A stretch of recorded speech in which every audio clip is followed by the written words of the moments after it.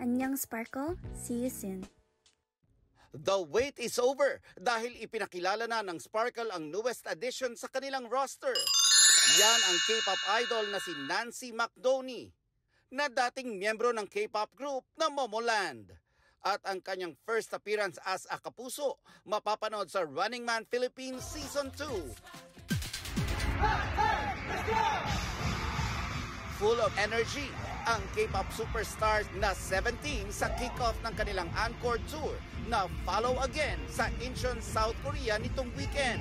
Super memorable ang 2-day concert lalo't kumpleto ang 13 members. Surprise announcement pa ni Hoshi. May dalawang comeback ang 17 ngayong taon.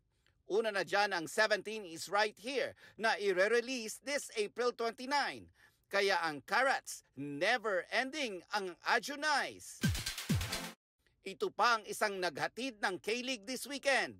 Isinare ni Korean superstar Son Ye-jin ang never-before-seen wedding pictures nila ni Yoon Bin para sa kanilang second wedding anniversary.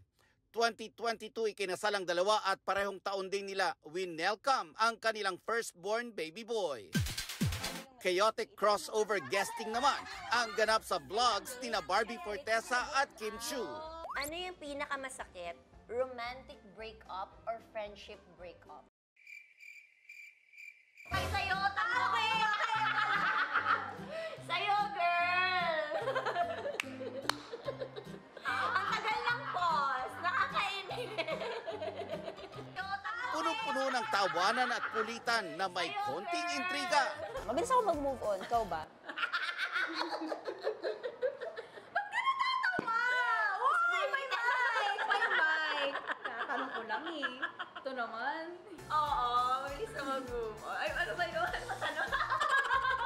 Kwento ni Barbie, all fun and no pressure ang naramdaman niya sa naging kulitan nila ni Kim Chiu. Para sa GMA Integrated News, Nelson Canlas ang inyong saksi.